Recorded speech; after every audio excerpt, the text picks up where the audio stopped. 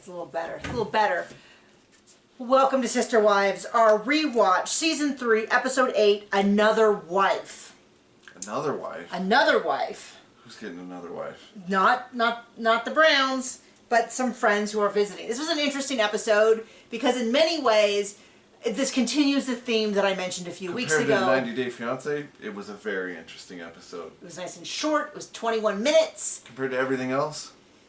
No, but what was interesting was we've been talking about this ongoing theme of like people come on the show and everybody is contractually obligated to talk about, wow, they're so amazing. I don't know how he does it. I couldn't have multiple wives, but he must really be something. They are such a loving family. Like it gets a little bit like we get it. They're amazing, but they're not that amazing. Like I used to watch The Little Couple. We've seen the recent season. We know.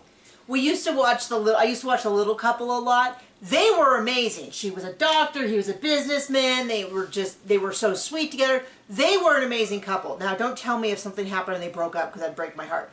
But the Browns, even back then, they weren't that amazing. But what was interesting was, for the first time... I mean, the kids were always cool. Yeah, the kids are cool. And, I mean, I don't hate all the wives, but this whole, like, they're so amazing for what they do. And it's like, yeah, they've engaged a lifestyle that's incredibly difficult. And then guess what? Setting the record for divorce. It was incredibly difficult and it didn't work. Like, okay, but this whole mantra, it was mostly, I feel, about Cody and how amazing he was and he kept all these women happy. Spoiler alert, he didn't keep them all happy. And he did a lot of... He kept one happy, it seems. Kind of. She's mad that she doesn't have... I know. Allegedly. Robin is mad that she doesn't have sister wives. Allegedly. I will say that I think the deal... Well, you know what could have solved that? Not being terrible to them and not... Not chasing them off. I know.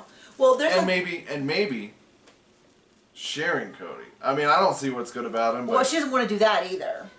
Well, then, I mean... I'm just saying, there's a lot of people who think they want something and then they get it and they don't want it. And I think that's her with sister wives. And she says up and down how she wants them, and then there's always some problem with them. Even though the rest of them... She is the expert.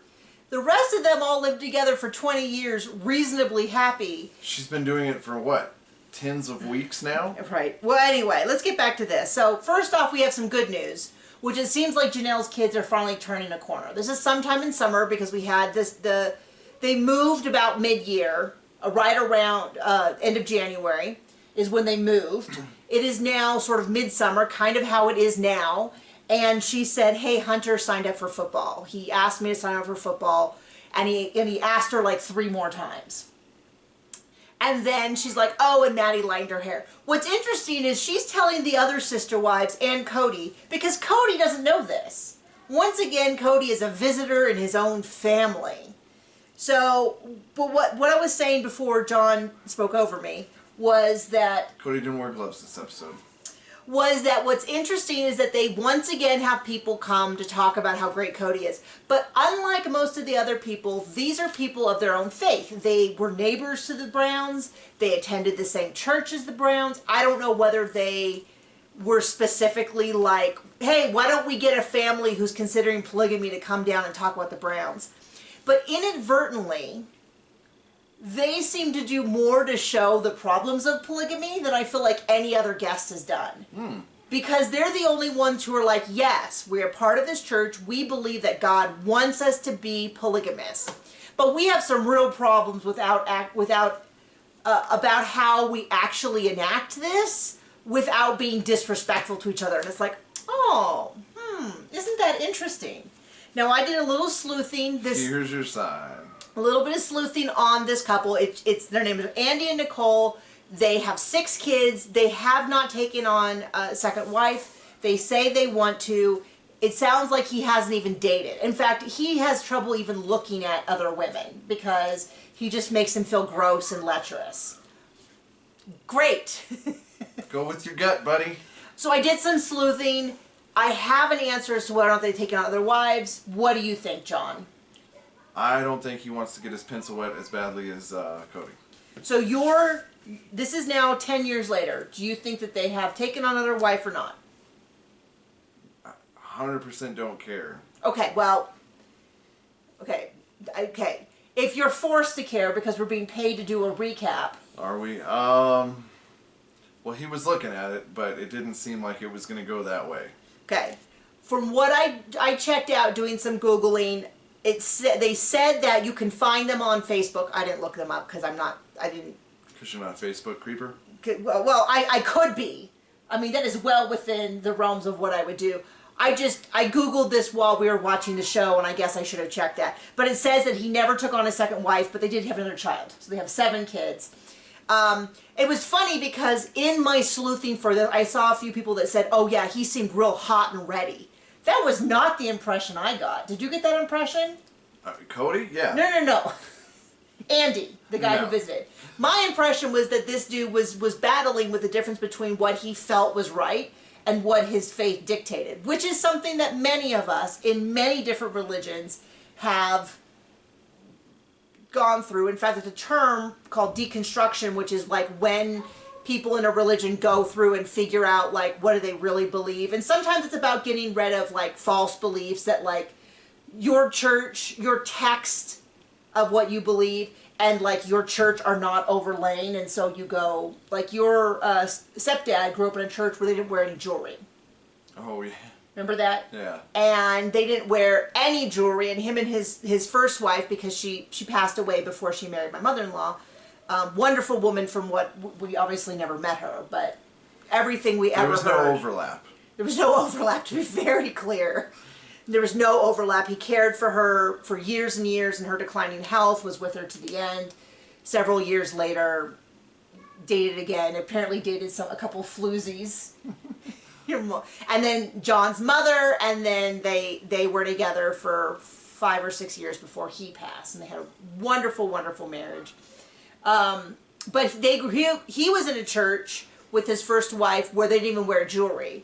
And at some point he was like, they kind of fell away from that because he's like, I'd like to at least wear a wedding ring.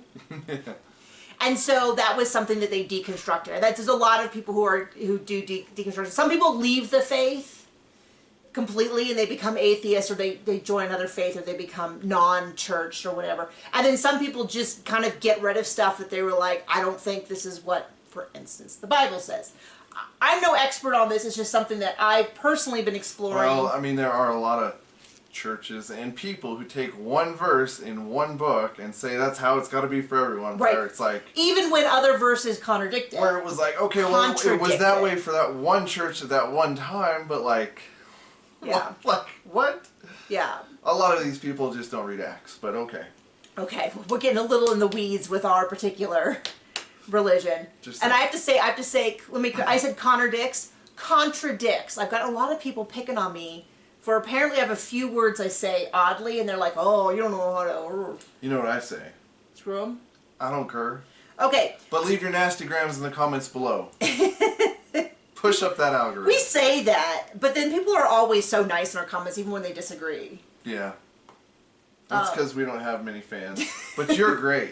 No, the people, if they're watching this, they're fans and they're like the best people on earth. All 50 of you we love. But basically what I saw this whole episode was him saying, them both saying, well, mostly him saying, we're supposed to do this thing, but I just don't, I can't do it. And then them saying, well, what about you? And her being like, I know we're supposed to do it, but I don't want to do it.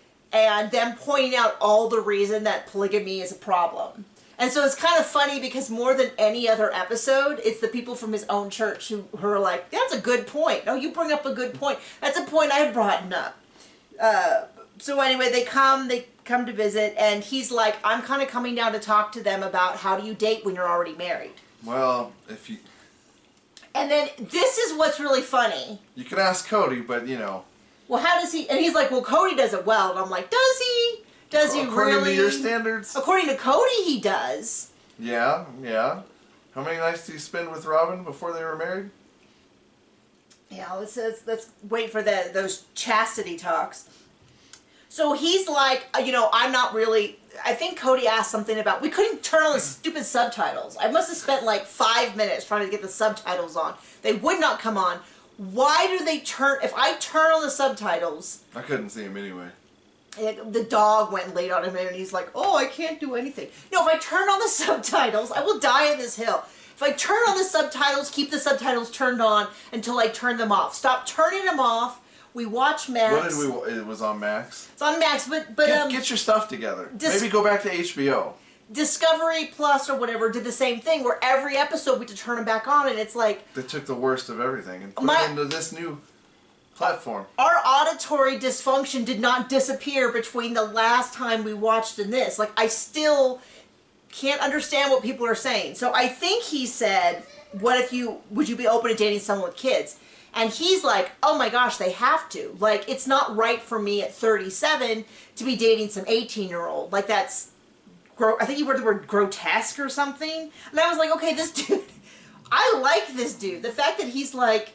Do you want to be a sister wife? I do not, and I don't think he wants me to either. No, but which is funny because there's this story, I guess, in the book, which we might eventually read. John doesn't know how to read, so I'll have to read it out loud to him, I think. Probably. Something like that. No, we can get the audiobook and they can read it to us. Do you think they did their own audiobook? I'll have to look that up. I don't know what we're talking about. They wrote a book. Who's they? The Browns. Oh, gosh. That's why Robin describes herself as a USA Today best-selling author. That's sure something. That is something. You're not yet. I am not. But she writes books, so buy those. You should buy books. Bubba-shoo. I got books. I got lots of books. Plan this. I got Mermaid in Troubled Waters. I write mostly, as of now, all my books are murder mysteries. They are cozy murder mysteries, which means they have no excessive gore. They have no on-page sex, or, I mean, sometimes sex, well, no. Sometimes people are killed because of sex stuff. Like, that doesn't sound right. They're having an affair, they're screwing around, something like that. But it's not described in great detail. There's no excessive gore, and there's no cursing. So it's a murder mystery the whole family can enjoy. Yeah, it's much like Murder, She Wrote is probably a classic example, or Miss Marple. But if you're looking for hot and bothered or gritty... But I have them in space. Not it. I have them in space. I have them with mermaids and witches. These are alternate universes. And then I also have with archery. So there you go. I might have a sweet romance soon, but we'll get to that eventually. No, but in the book they said that Cody did court a girl who was 17. Of course. Why not? Before Robin, obviously, but that's a little... 1 year older than that comedian. So anyway, he's like, it's creepy to look at for a 27-year-old to look at an 18-year-old, and Cody's like, gosh, you have a lot of opinions, and he's like, yeah, actually I do, because you can tell that he's like, a lot of this stuff doesn't feel right to me, so I'm putting up a lot of rules of what would be appropriate. For instance, 37-year-old man with 6 kids, and he says a newlywed should have a newlywed. Like, it would be weird if he picked up on a young girl. Like, yeah, that is weird. You are correct. But Cody kind of dismissively goes, oh, you know. And he just keeps saying, I feel compelled to take a second wife, and I just don't want to. I feel like our church, I believe in our church, I believe in the principle of plural marriage, but I just don't want to. And I'm like... Sounds like you don't. But... Then don't do it. Don't do it. I mean, I know that that's part of their thing, but... First of all, we got to talk about the wife's eyebrows that kind of go like this, which is funny because it's kind of the same. They're real thin, and they go up, and then like dink, like real quotation marks. It kind of reminds me of Robin's quote eyebrows that everyone makes fun of, but it's just one of those things where I just look at them and I just go, "You just do it." Well, you pluck, you plucked them. Swoosh. You plucked them into that shape, and it's so odd. Other than like getting like those stray hairs down here, I don't really pluck my eyebrows, which I'm sure many of you noticed that I do not have a fashionable. I got like Nastygrams, leave them below. I have a section over here somewhere where they like, it looks like I almost have a bald patch. Oh, he said it's grotesque. Oh, what he said grotesque was, he says, you know, I don't know how you do this because a lot of people do this by just ignoring your wife's feelings, and it's grotesque. It's grotesque to me to ignore my wife's feelings. Well, not to Cody. You're barking up the wrong tree on that one. Yeah, bro. He just basically says that's for you to deal with, so you and God go figure it out. So he says... No, I mean like Cody ignores his wife's feelings. I know, that's what I'm saying. Oh, okay. So he... I don't know, what did I say that was confusing? I don't know. I talk a lot, I don't listen to all of it. It's okay. Well, anyway, so the whole point is that Cody ignores his wife's feelings and just flat out says, like, you need to get over it. You and God need to get over it. And then the other wives tell them, you need to get over it. And then they just... Divorce. They just... Leave him. Well, they just smush it down until they get catfished. And I'm just saying. And their money stolen. And their money stolen. Wait, who got money stolen? Well, everybody but Robin, right? Oh, yeah. Okay, I thought you meant like the catfish stole Mary's money. I don't know. Probably would have been a more moral source than Cody. And then, so they all go up to, it looks like some national park. I didn't really look real closely, to have a barbecue. We just segue. I was looking down and I didn't realize it was a new scene, because now they're talking and he's like, yeah, you know, you guys used to all live together and now you live separately. It's almost like you broke up. And Mary, they're used the D word. Divorced. And they are like just shook to the core by this idea. Probably would have been a lot easier if you did it then. And then more recently. Then Mary says, well, I don't think I would have picked polygamy. I wouldn't have done that by my own choice, but because of the faith I'm in, I did, and it's made me a better person or something. And then Janelle says... Fast forward 10 seasons. I know. Then Janelle says she wouldn't have done it. But now where she's at, she loves it. I'm guessing this is the effect of her and Christine's relationship even back then. Hey, if you lie to yourself enough, you might start to believe it. I've always felt like Janelle got the hots for Cody and then saw this great loophole and was like, I'm going to believe that. You know? And he just kind of is... Andy's just continuing on with his, like... We don't see a lot of the wife talking until later on. She's not really volunteering a lot. It's clear that she's just not into it, but she feels like it's something they're supposed to do. But she also doesn't want to speak up on... Because it's like, if the Browns are doing it, and she shares her criticism of the system, it's basically essentially directly criticizing them. So she's kind of quiet about it. Smart. Then they cut to the Sunday service, which didn't feel so much like a Sunday service as it did like a cheerleading service. Well, first of all... How many people do you think it confused in their faith? I don't know. Throwback to last week. Was it last week? Wasn't it last week where the friend thought he was going to be confused? Oh, that was like... System? That was, I think, several weeks ago. Whatever. Oh, no. It was last week. Look at you. You're welcome. Look at you, John, with a throwback that's correctly I'm John, done. and I know things. You do not. You do not know things. First of all, we see Christine doing a very, very typical level kids program. Fluff piece. Well, I mean, okay. Kids' church is not hard-hitting. They are not getting into, like, a lot of details. We have started teaching the kids' church, and they kept telling us, when do the dum-dum questions happen? And I thought, what I thought they were referring to is at the end, when are you going to ask stupid questions at the end? And I was like... what it felt like. And they kept saying it, and we were like, I don't know, this seems a little disrespectful. But guess who the dum-dums are?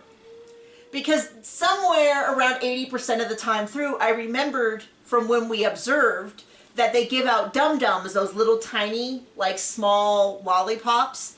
If you're not from America, they're like just small little lollipops called dum-dums. And at the end, they ask them questions about the lesson, and the kids who answer correctly get dum-dums. And then, like, I don't know when it hit me. I think it was just they kept saying it in such a way that I realized, like, oh, they're not being disrespectful. This is clearly a term. And then, when did you figure it out? At some point. Yeah, it wasn't like a big, like, oh! It was just a general, like, well, first it was like, first time the kid who said it, I was like, wow, he's a little disrespectful. And then he said it again later, and he said it so consistency, one of the dumb questions, that I realized, like, oh, it's not like he's going dumb, stupid, idiot, lame, whatever. It was like, oh, these are a thing. And then I realized, like, we're the dummies. We're the dum-dum. And there was no dum-dums. And so then we're like, I'm sorry, I don't think there are any. And they're like, and so instead we went... Lesson learned. Stop by the candy store on the way there. We're going to get some... I should order them now. And then we went out to the church garden. And they all took turns picking leaves and then crushing it and then making each other smell it and talking about how gross it smelled. Mm-hmm. Apparently mint is gross if you're it was in third grade. I think it was cilantro. That too. And then I was like, I think that's cilantro. And the woman was like, oh, it tastes like soap to me. And I was like, well, okay, there you go. No wonder. That's a thing. No wonder you don't like the way it smells. And then, like, they'd sit in the wall, which was 20 feet high on the other side. And I'd be like, don't sit in the wall. Why can't I sit in the wall? Because if you die on my watch, they're going to ask me to leave the church. Pretty sure. I'm not going to fall. Okay. I don't care. Go sit somewhere else. Anyway, I do recommend that if you attend a church, do some sort of service with your spouse, because it's kind of fun. And it's a little bit of a disaster. And you get a chance to grow together. Anyway. But this service was more about, first Andy gets up and talks about how brave the Browns are. And, you know, you kids don't understand how brave your parents are. And I'm like, okay.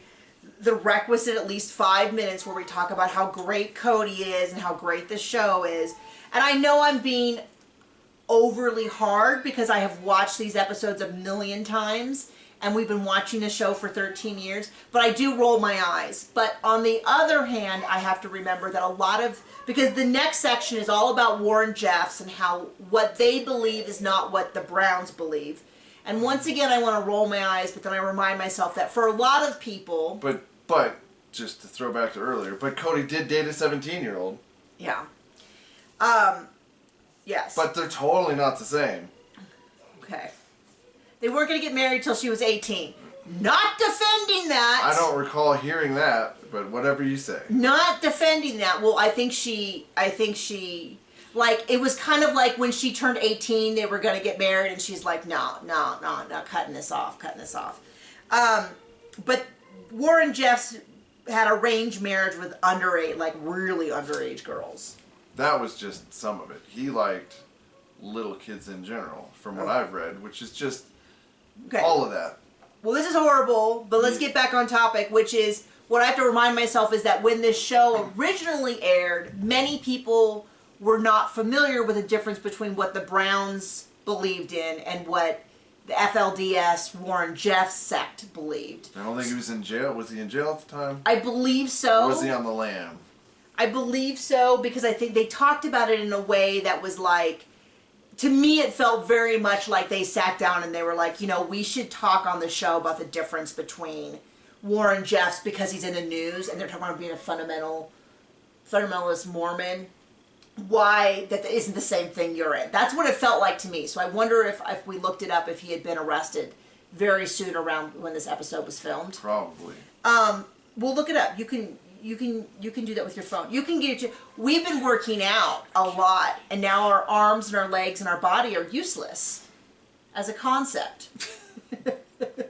We don't go to the gym. We try to go to the gym like almost every day, but not for very long. We've set a record. 3 days in a row. 3 days in a week. That's the record. That's the record we've set. We did go 3 days in a row, but we can't go for the next 2 days. So they have a big section just talking about who Warren Jeffs is, how it differs from there. I kind of want to roll my eyes because this is such an ongoing thing with like, we're not like other polygamists. But then the other part of me goes, Warren Jeffs is a genuine nightmare of a person who is totally immoral and awful.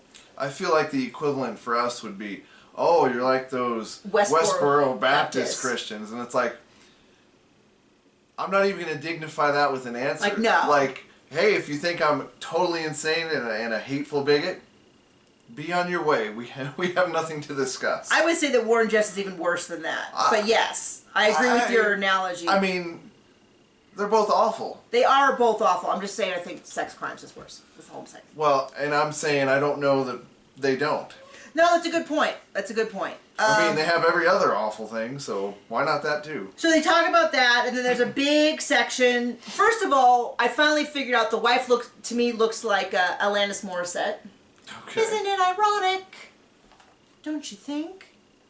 And so they talk a lot about this conversation about Warren Jeffs flows into this conversation about destigmatizing polygamy so that women who are within that community feel safe to leave places that are abusive without kind of jumping out of the frying pan into the fire and then being in jail. Now, I am not super pro-polygamy. But we have seen the future, and it doesn't work for the Browns.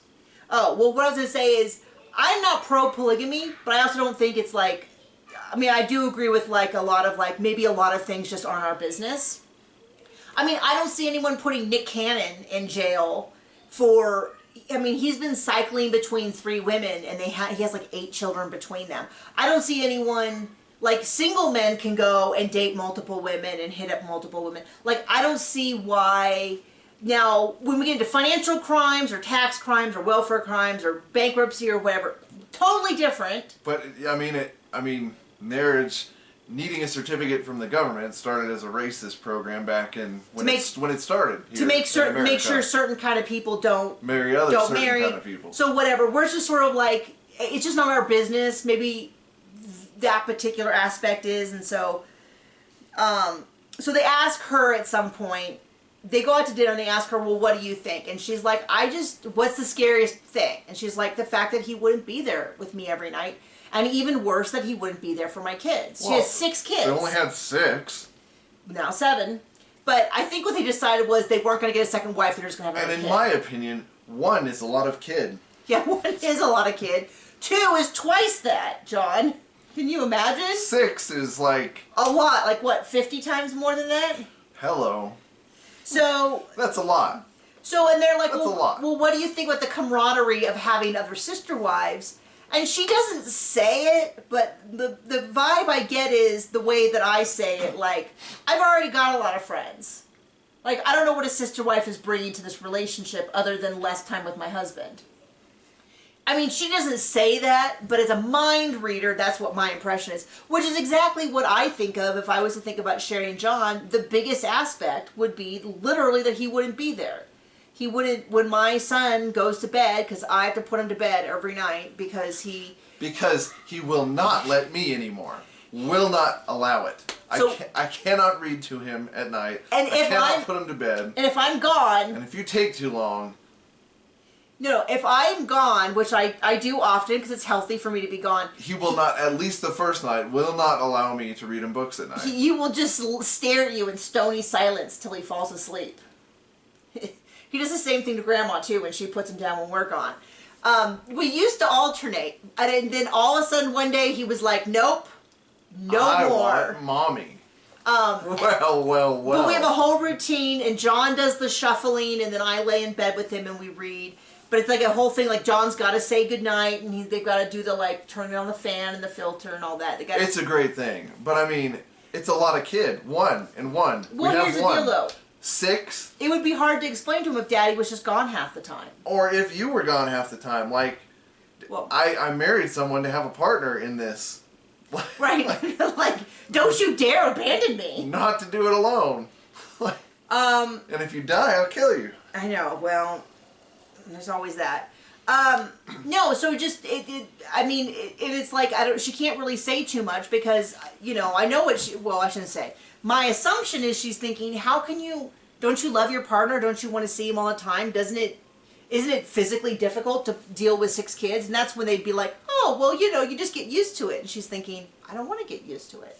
So it was funny because... well, Cody wouldn't know a thing about it. Anyway. Rhodey Santini. Oh, you're going to ask me to read your doctor script? Oh, okay.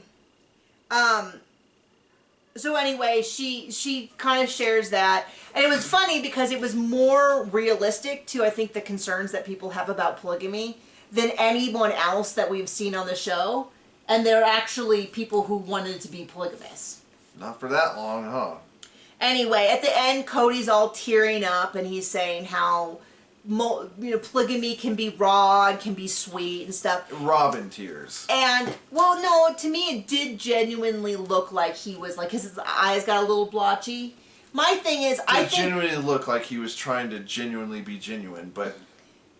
I feel like at this point he's already giving Robin preference, but I think he does still love his other wives. Yes. No. The first part wasn't controversial, John. It was the second part, that he still does genuinely have affection for his other wives at this point. For now, maybe. That's what I'm saying. That's what I'm tracking, is when we start seeing actual disdain for the other wives versus, like, I think that if a wife had left him at that point, he would have been very, very distraught, not just because his ego was hurt, but because he genuinely loved them. And I think that just slowly slid away over the years, and then there was probably a big drop, I think, right around the time that they didn't fall in line with COVID. Okay? I think that was a convenient excuse, but that's No, neither here nor there. No, I agree. I mean, I think it was already pretty low when COVID hit, and then it was like they were already on the outs, and that was like the final straw where he just didn't even pretend anymore. He just flat out hated him. Well, I don't think so. Well, the thing is, I think they all knew. I think it was mutual for everyone except for Janelle. I think it was a real shock when she discovered that he was not on board anymore. Anyway, that is the episode. Bye.